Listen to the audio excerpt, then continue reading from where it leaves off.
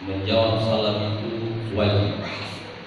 Jadi kalau ada yang tidak jawab salam saya, bukan berdosa pada pemberi salam, tetapi berdosa kepada Allah Subhanahu wa taala, karena digaris sebagai orang yang paling kikir yang melata di dunia Allah Subhanahu wa taala. Supaya kita selamat semua, dirahmati semua dan diberkati semua oleh Allah Subhanahu wa taala, saya ulangi salam saya. Assalamualaikum warahmatullahi wabarakatuh.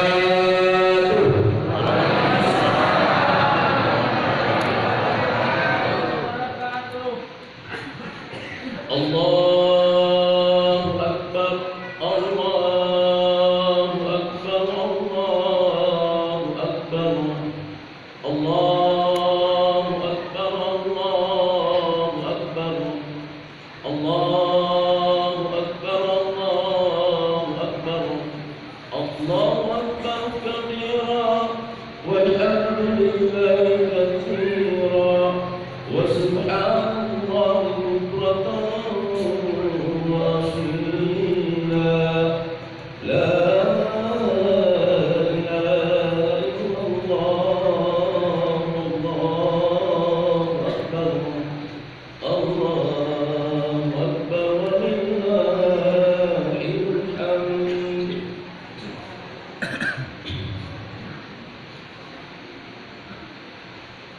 Alhamdulillah,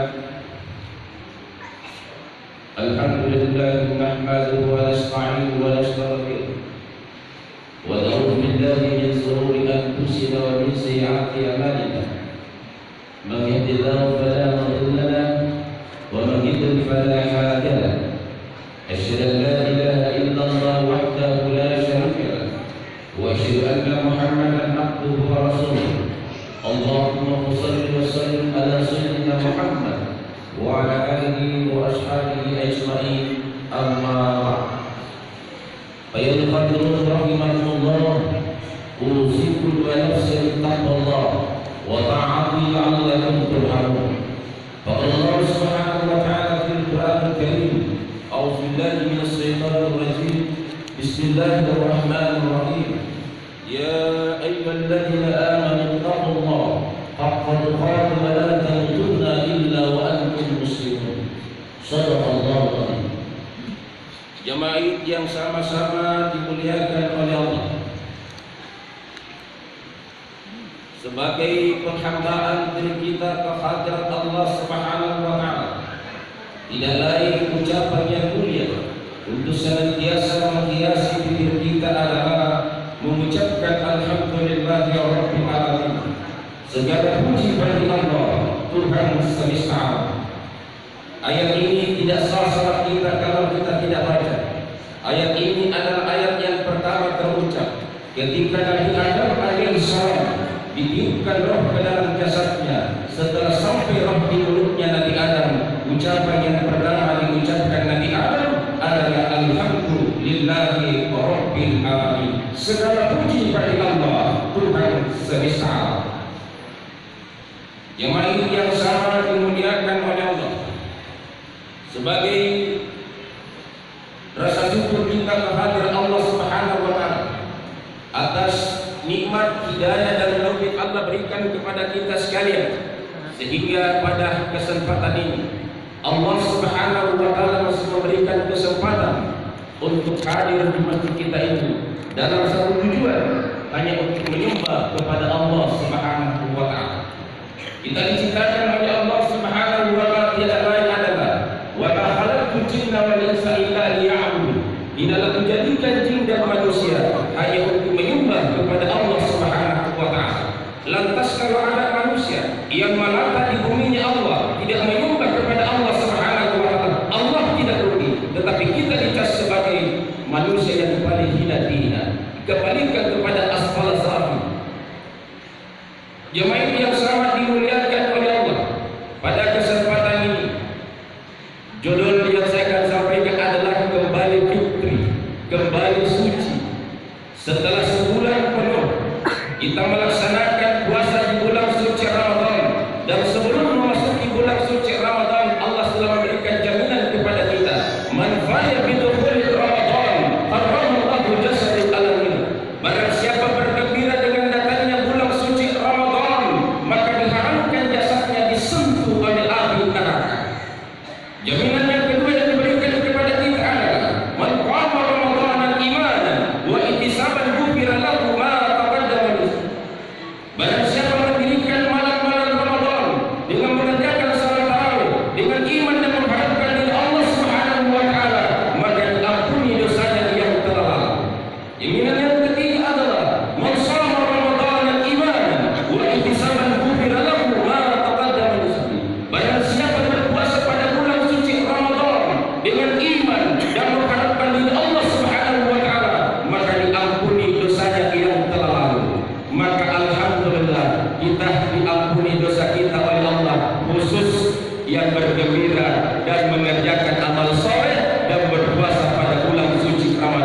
yang tidak diampuni, yang tidak salat tarawih, yang tidak bergembira dan tidak berpuasa pada bulan suci Ramadan.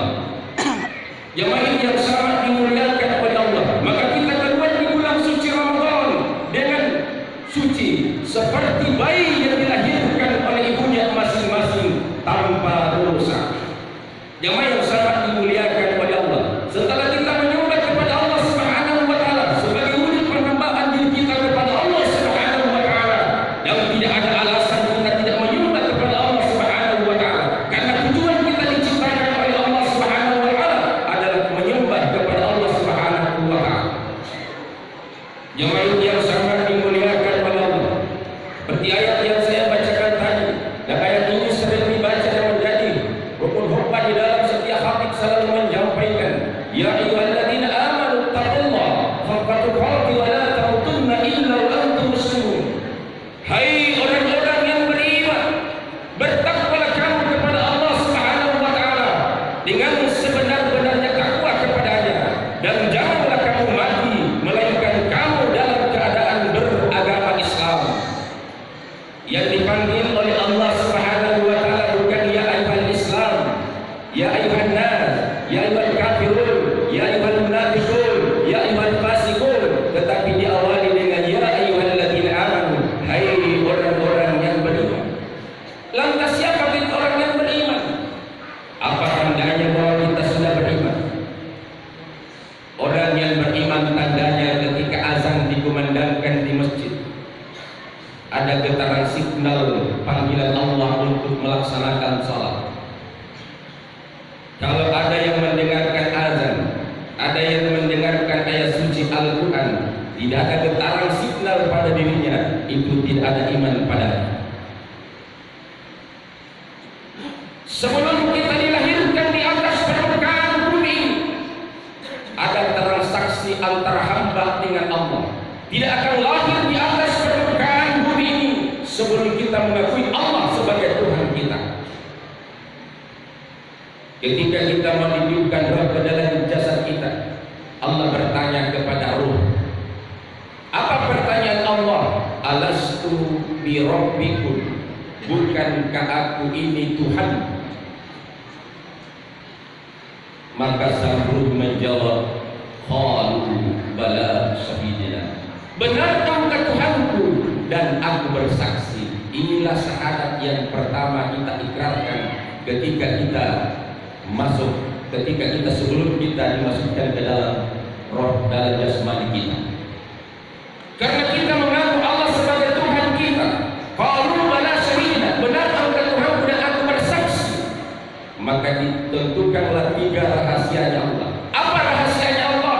Yang tahu hanya Allah, manusia tidak tahu. Sejauh apapun kita bersusu kita lihat profesor, doktor, kiai, haji, itu tidak akan dia tahu. Rasulullah sendiri kekasihnya Allah tidak tahu rahasia Allah. Kalau ada rahasia yang sudah ditahu, bukan rahasia lagi. Kalau ada suami mengatakan saya punya rahasia lantas diberitahu sama istrinya, bukan rahasia lagi. Rahasia itu hanya kita yang tahu dengan Allah Subhanahu wa taala. Apa rahasianya Allah? Wa ajalahu, ajal kematian, wa amalahu, amal kita, wa rizqikahu, dengan rezeki kita. Adakah yang tahu kapan kita wafat? Tidak ada yang tahu bahwa kita setelah selesai sholat Id kita akan kembali kepada Allah, atau mungkin setelah kita jabat tangan orang tua kita. Tidak ada jaminan. Karena tidak ada jaminan, maka kita harus siap menghadapi yang namanya maut. Kapan kita siap menghadapi maut? Di dalam sholat. Umur manusia bukan 100 tahun. Umur manusia bukan 40 hari. Umur manusia bukan 1 minggu. Umur manusia bukan 1 hari. Umur manusia tidak cukup 1 hari. Berapa hari umur kita? Umur kita dimulai dari antara waktu salat Isya menuju salat subuh. Setelah salat subuh, maka maut belum datang memanggil nyawa kita. Tunggu salat zuhur. Zuhur tidak datang, tunggu salat asar. Asar tidak ada, tidak datang, tunggu maghrib. Maghrib tidak ada, tidak datang, tunggu pada hari Isya. Apa dasarnya? Dalam doa kita sering baca, inna sholati lillahi rabbil alamin.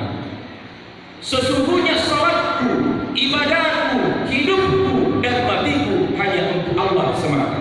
Orang yang menjaga salatnya tidak pernah takut mati. Kenapa? 5 kali sehari semalam melapor mi'raj kepada Allah, melapor kepada Allah. Saya siap hidup ya Allah, dan saya juga siap mati. Yang takut mati, yang tidak pernah salat. Baru sakit kepala sudah takut, baru ingat Tuhan. Kalau orang yang menjaga salatnya dimanapun dia tidak pernah takut mati. Kenapa? 5 kali sehari semalam dia melapor siap hidup dan siap mati.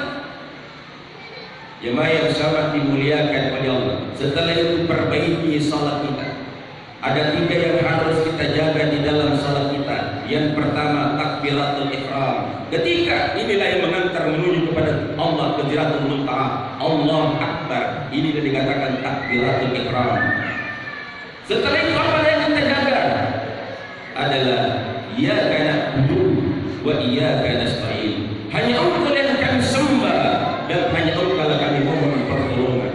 Dan yang ketiga yang harus kita jaga adalah transaksi antara hamba dengan Allah. Yang mana itu transaksinya? Asyhadu an la ilaha illallah wa asyhadu anna Muhammadar Rasulullah. Aku bersaksi, aku bersumpah bahwa tiada Tuhan selain Allah, dan aku bersaksi, aku bersumpah adalah Muhammad adalah Rasul.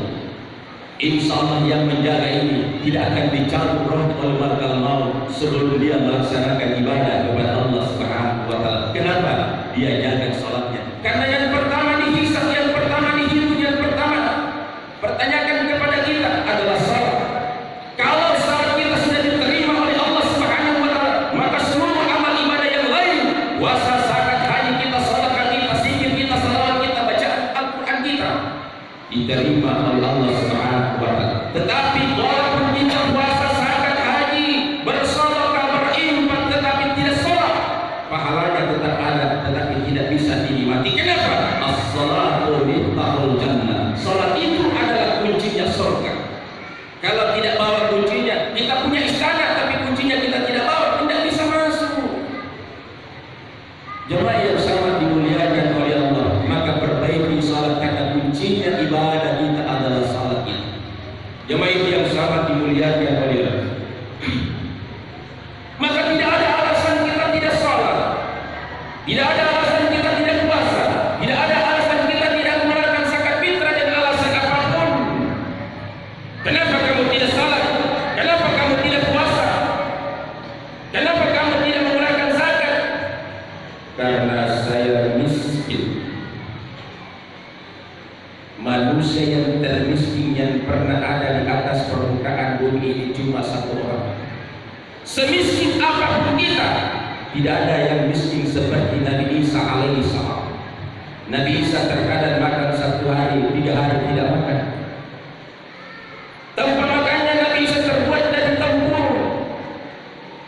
Pernah ditanya oleh umatnya, kalau kamu Nabi, kalau kamu berdoa kepada Allah atas kesejahteraan, atas kekayaan, pasti Allah kabulkan. Kamu Nabi, kamu kesasih Allah. Apa kata Nabi Isa? Saya malu kepada Allah. Kenapa dia malu? Bahwa kekayaan yang Allah berikan kepada saya itu tidak sebanding dengan pengabdian saya kepada Allah Subhanahu wa taala. Semiskin apapun kita, tidak ada orang miskin yang mau jual 1 biji matanya 1 miliar. Adakah orang miskin mau jual 1 biji matanya? Biar kaya, apa kalau sudah tidak ada biji matanya, tidak ada gunanya itu kekayaan. Kesehatan yang tertinggi nilainya. Kalau kita sehat jasmani dan rohani, itulah yang sebenarnya orang yang terkaya. Kalau mana pilih, kita diberikan kekayaan oleh Allah Subhanahu wa taala, diberikan jabatan oleh Allah, tapi saya kasih lupa kamu. Mana pilih lupa dengan kekayaan dengan jabatan? Pasti kita pilih kesehatan. Berarti kesehatan yang tinggi nilainya di sisi Allah Subhanahu wa taala. Oleh itu kesehatan selalu diminta kepada Allah Subhanahu wa taala. Di mana mintanya? Ada 2 yang tidak bisa diganggu oleh iblis ketika kita minta kesehatan. Ini perintah dari Rasul kepada istrinya Siti Aisyah. Ketika kita sujud terakhir setelah kita membaca Subhanallah wa bihamdihi 3 kali. Yang pertama kita minta, ya Allah, berikan kami kesehatan jasmani dan kesehatan rohani. Yang kedua yang kita minta adalah cukupkan rezekiku ya bukan tambah, cukup. Kalau cukup mau beli ada, kalau kamu masih kurang. Apa yang ketiga, matikan saya dalam Islam, mampu mengucapkan kalimat la ilaha illallah di akhir kehidupan. Man qala la ilaha illallah akhirul kalam dakhalul jannah. Siapa yang mampu mengucapkan kalimat la ilaha illallah di akhir hidupnya, dakhalul jannah, dia langsung masuk surga. Tetapi tidak semudah itu. Dalam hidup dan kehidupan kita ini tidak membiasakan membaca la ilaha illallah Muhammadur Rasulullah. Dimanapun kita berada, mau tinggalkan rumah bismillah tawakkaltu Allah, la haula wala quwwata illa billahil aliyil azim. Kita naik kendaraan kita lepas zikirnya la ilaha illallah, sampai dalam perjalanan hati selalu kontrol dengan Allah Subhanahu wa taala. Kalau terjadi kecelakaan dalam perjalanan kita, mati fi sabilillah. Dan itulah yang dijamin siapa yang membaca la ilaha illallah, siapa yang membaca ketika dia meninggalkan rumahnya surah ayat kursi, maka 70.000 malaikat yang kawal beliau sampai dia kembali ke rumah. Jemaah yang sangat dimuliakan oleh Allah. Kenapa dikatakan ayat kursi? Ayat kursi ini adalah, kursi itu adalah tempat kedudukan yang terbesar, punya kekuasaan. Kekuasaannya siapa? Adalah Allah Subhanahu wa taala. Diberikan kekuasaan Allah untuk mengontrol hambanya, dan orang yang mengamalkan ayat kursi ini akan terkontrol, akan dijaga oleh Allah Subhanahu wa taala. Jemaah yang sangat dimuliakan oleh Allah. Yang kedua, kalau kita alasan tidak salat, tidak puasa dengan alasan gagal.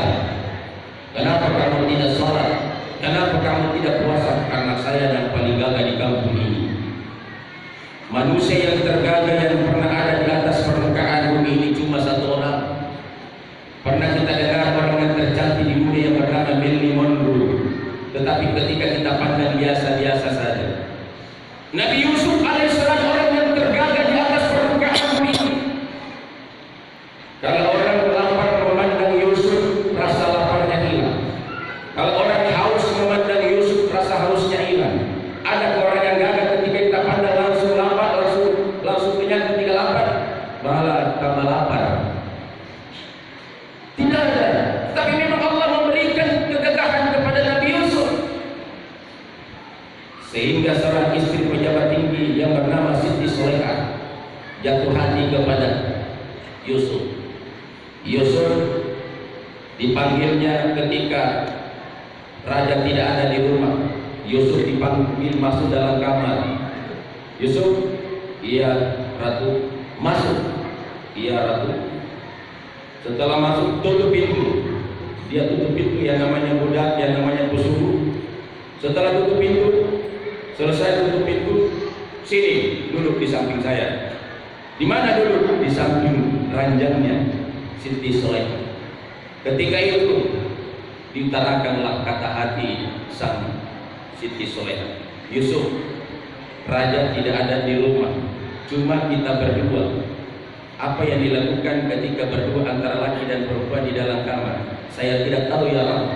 Kamu tidak tahu, maka diutarakan, kita bisa baca di dalam surah Yusuf dalam bahasa Indonesia. Yusuf, sejak kehadiranmu di rumah saya Yusuf, siang jadi kenangan, malam jadi impian, hanya bayanganmu yang selalu terbayang Yusuf. Kesakitan yang saya derita selama ini tidak bisa terobati kecuali engkau mengobatinya Yusuf. Apa jawabannya Yusuf? Mungkin kalau anak muda sekarang diajak seperti gratis. Gratis kapan lagi? Apa jawaban Yusuf sebagai orang yang takwa? Inni akhalullah, saya takut kepada Allah. Tidakkah engkau Yusuf melihat saya menderita batin kalau kamu tidak mau melakukan yang satu? Cukup kamu letakkan saja tanganmu di dada saya. Didesak Yusuf, inni akhalullah, saya takut kepada Allah. Karena desakan Siti Soleha, akhirnya Yusuf lari keluar. Ketika dia lari keluar, ditarik bajunya dari belakang, robek bajunya. Yusuf ketika keluar, datang suaminya, tertangkap basah. Fakta dibalik bahwa Yusuf ingin berbuat serong kepada Siti Soleha, sehingga hukuman harus dijalani Nabi Yusuf alaihissalam selama 7 tahun gara-gara tidak mau mengikuti ajakan Siti Soleha. Kalau kita dikasih pilih, mau dipenjara 7 tahun dengan melakukan yang diinginkan seorang perempuan cantik, pasti pilih yang tidak dipenjara. Kenapa? Karena iman ada di luar rumah. Kalau dijaga imannya, apapun yang terjadi, dimanapun dia berada, ittaqullah haitsu ma kunta, bertakwa kepada Allah Subhanahu wa taala di mana saja kita berada. Insyaallah tantangan apapun kita hadapi, pasti kita tidak tergoda. Tetapi kalau iman disimpan di rumah, pasti sudah jelas kita akan tergoda. Jemaah yang sangat dimuliakan oleh Allah, sehingga doa Nabi Yusuf alaihissalam, penjara yang diancamkan kepadaku, belum aku sukai penjara daripada saya mengikuti ajakannya Siti Soleha. Kalau anak muda sekarang dibalik, lebih baik saya laksanakan daripada saya di penjara. Kenapa? Ya, dilihat dari keimanan kita masing-masing. Yang ketiga, kalau alasan kita tidak sholat, tidak puasa dengan alasan sakit, manusia yang tersakit yang pernah ada di atas permukaan bumi ini cuma satu orang. Kalau umatnya Rasulullah tidak pernah menderita sakit yang diderita Nabi Ayyub alaihissalam, kalau umatnya Rasulullah tidak ada yang pernah diderita seperti derita Nabi Ayyub alaihissalam. Apa yang menderita Nabi Ayyub alaihissalam? Nabi Ayyub adalah orang yang kaya raya. Yang pertama dihabiskan hartanya oleh Allah Subhanahu wa taala, dikasih bangkrut. Anaknya semua diambil oleh Allah Subhanahu wa taala. Sisa istrinya tinggal 2 orang, yang pertama Siti Rahmah. Nabi Ayyub alaihissalam, bagaimana penyakit dari Nabi Ayyub? Mulai dari ujung kaki sampai kepala bernanah dan berulat. Habis dagingnya, Nabi Ayyub dimakan oleh ular. Hanya 2 yang diminta kepada Allah supaya tidak dimakan oleh ular, adalah lidahnya dan hatinya. Itu dengan alasan, ya Allah, kalau hati saya juga berulat, bagaimana saya bisa berzikir mengingat kepada Engkau? Kalau lidah saya juga berulat, ya Allah, bagaimana saya bisa berzikir kepadamu? Kalau kita baru sakit kepala sudah tidak sholat. Nabi Ayyub alaihissalam penuh dengan ulat, habis dagingnya dimakan ulat, tetapi dia tidak pernah tinggalkan ibadah kepada Allah Subhanahu wa taala. Jemaah yang sangat dimuliakan oleh Allah, bernanah dan berbau dan berulat dan diusir oleh umatnya karena ditakutkan penyakit yang diderita Nabi Ayyub akan menular kepada umatnya. Maka diusirlah, digendonglah sang istrinya yang bernama Siti Rahmah di dalam satu kampung, di dalam satu yang terpencil, dan disitunya yang akan mengambil alih tugas laki-laki adalah sang istri. Maka sang istri kerja di perusahaan roti, dan setiap makanannya dia bungkus untuk istri, untuk suaminya. Jemaah yang sangat dimuliakan oleh Allah, ketahuan bahwa suaminya Siti Rahmah ini berpenyakit sofa, berpenyakit yang berulat, maka dipecahlah dia dari jabatannya, dari pekerjaan. Maka dia potong rambutnya untuk dijual, untuk digantikan roti demi sang suami. Jemaah yang sangat dimuliakan oleh Allah, bagaimana Nabi Ayyub alaihissalam, apakah ketika dia sakit meninggalkan salat? Tidak. Kalau kita sebagai umatnya Rasulullah tidak bisa salat berdiri, boleh salat duduk. Duduk tidak mampu, boleh salat berbaring. Berbaring tidak mampu dengan isyarat. Isyarat tidak mampu, cukup kita membaca niat sampai tahiyatnya, itu pun juga tidak mampu. Cukup kita membaca la ilaha illallah Muhammadur Rasulullah, itu pun juga tidak mampu. Cukup kita baca Allah, Allah sesuai dengan jantung kita, itu pun juga tidak mampu. Inna lillahi wa inna ilaihi raji'un. Tidak butuh salat, tetapi butuh di salat. Yang terakhir, yang keempat, kalau kita beralasan tidak sholat, tidak puasa, tidak melaksanakan perintah Allah Subhanahu wa taala dengan alasan kaya. Kalau yang terkaya nomor 4 di dunia ini yang pernah ada adalah presiden kita yang bernama Soeharto. Dia adalah orang yang terkaya nomor 4 di dunia. Nabi Sulaiman alaihissalam adalah orang yang terkaya nomor 1 di dunia. Tidak ada yang kaya selain Nabi Sulaiman alaihissalam. Dari mana kekayaan Nabi Sulaiman alaihissalam? Karena ilmunya Nabi Sulaiman, dia bisa berbicara dengan jin, dia bisa berbicara dengan burung. Dengan ilmu Nabi Sulaiman alaihissalam, kunci gudang emasnya saja, kunci gudang emas 500 ekor unta, kunci gudang emas. Bagaimana Nabi Sulaiman alaihissalam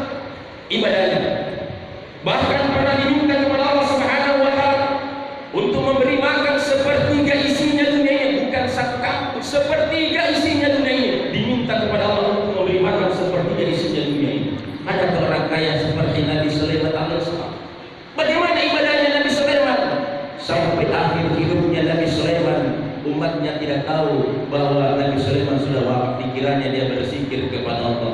Nanti dilihat tongkatnya dimakan raya, ternyata Nabi Sulaiman sudah lama wafat, mati di dalam ibadah kepada Allah Subhanahu wa taala, orang terkaya di dunia.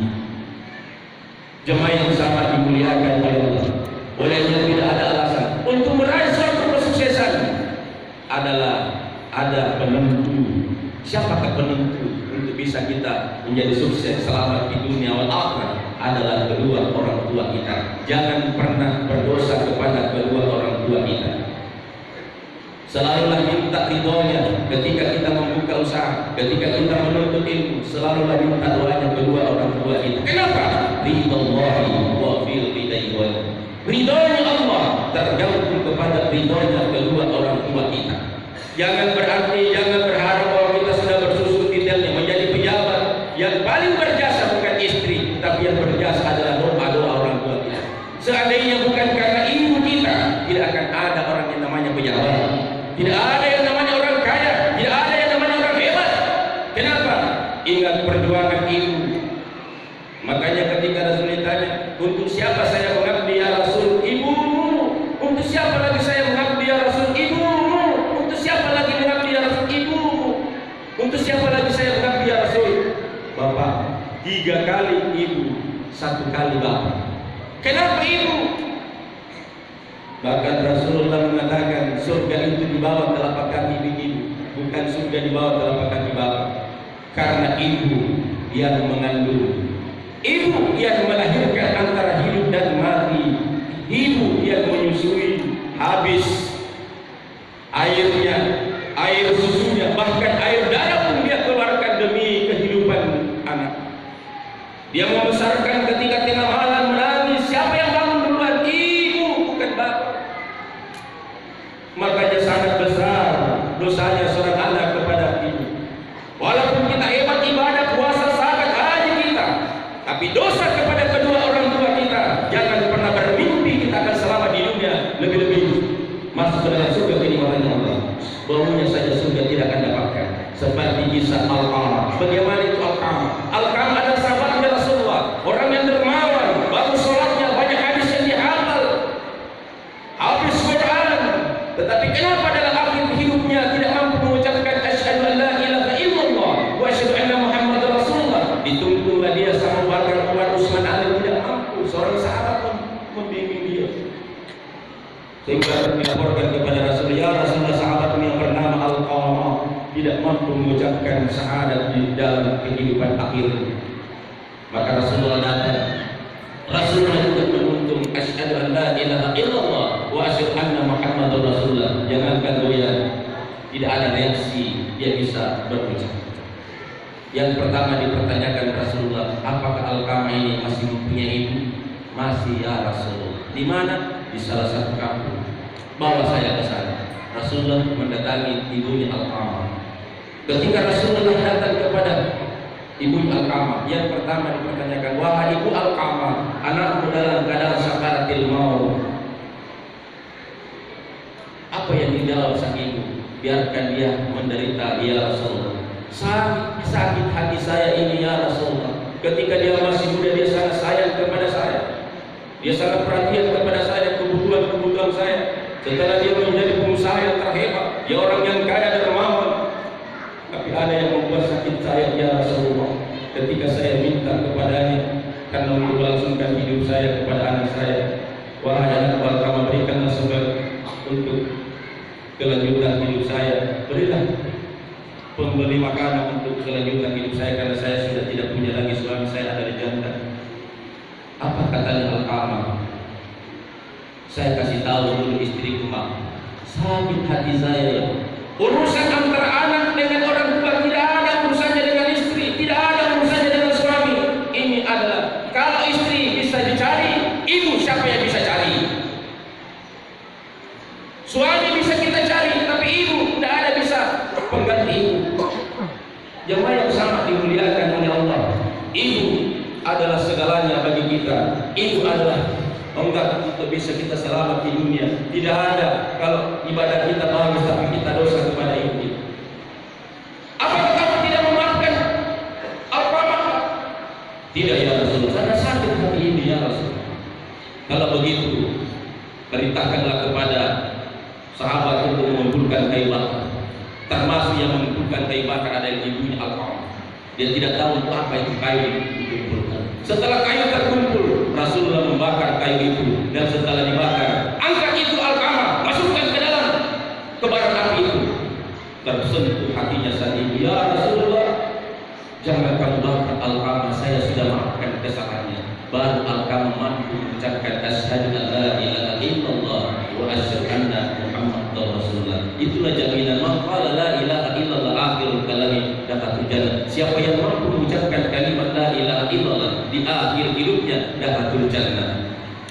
Jamaah yang sangat dimuliakan, yang masih hidup orang tuanya, marilah kita selalu sayangi, selalu kita periksa apa kebutuhan orang tua kita. Insyaallah kita akan diberikan kesejahteraan oleh Allah Subhanahu wa taala, akan dimudahkan segala urusan kita oleh Allah Subhanahu wa taala. Apapun yang kita urusan kita akan dimudahkan oleh Allah, karena ridhonya Allah tergantung kepada ridhonya kedua orang tua kita. Wa radallahu wa radid wa nafa'ana wa iyyakum bihi min al-ayati wa sifati wa taqabbal minna tilawatahu innahu was-sami'ul alim.